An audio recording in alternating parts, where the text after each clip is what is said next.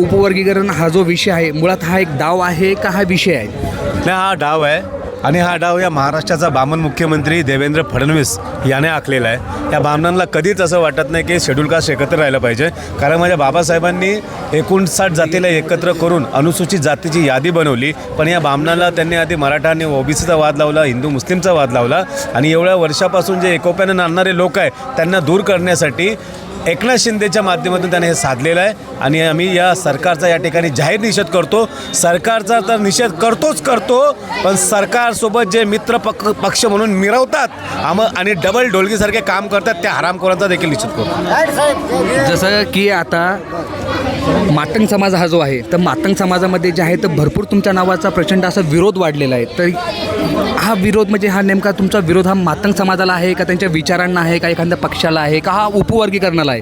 म्हणजे काही लोकांना हा गैरसमज झालेला आहे. हा गैरसमज त्यांचा तुम्ही थोडंसं दूर करू शकता का? माझा मातंग समाजाला बिलकुल विरोध नाही आहे. माझा विरोध जो हरामखोर बोलतोय की तुमचा बाप बाबासाहेब, त्यांचा बाप ज्योतिराव फुलेना, त्याचा बाप लहू साळवे, त्याला मी विरोध करतो.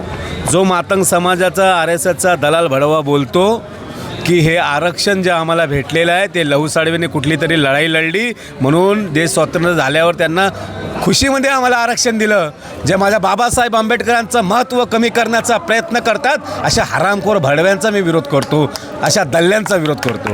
मी त्यांचा विरोध करतो जे माझ्या रमाईच्या बाबतीमध्ये खालच्या पातळीवर बोलतात, त्यांचा विरोध करतो. मी त्या सर्व मातंग समाजातील जे लोक हिंदूवादी मातंग आहेत त्या मांगट्यांचा विरोध करतो.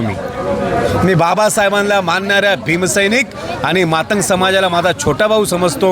त्यांच्यासाठी आत्तापर्यंत आम्ही लढत आलो, याच्या पुढेही लढत राहू. पण फक्त बाबासाहेबांना मानणाऱ्या आंबेडकरवादी मातंगांना, हिंदुत्ववादी मांगट्यांना मरेपर्यंत विरोध करत राहील.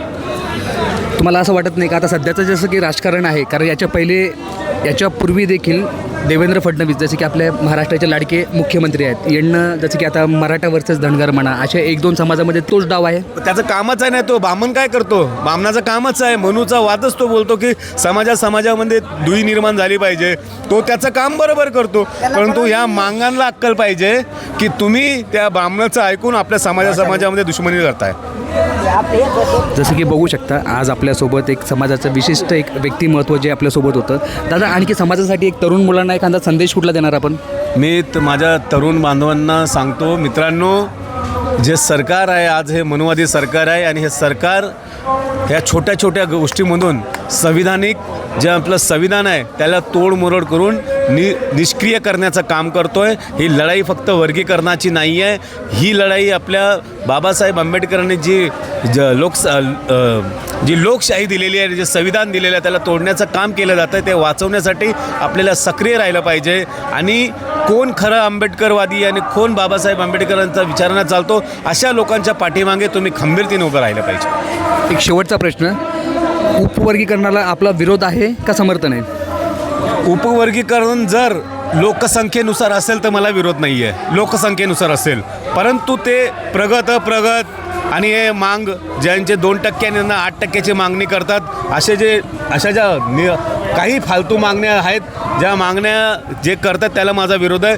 जर लोकसंख्येनुसार वर्गीकरण होत असेल तर त्यात आमचा बौद्ध समाजाचा फायदा आहे. मग वर्गीकरण जर करायचं असेल तर मग राजकीय वर्गीकरण देखील झालं पाहिजे आणि नोकऱ्यांचं वर्गीकरण देखील झालं पाहिजे. हे वर्गीकरण झालं तर याला आमचं समर्थन असेल. बघू शकता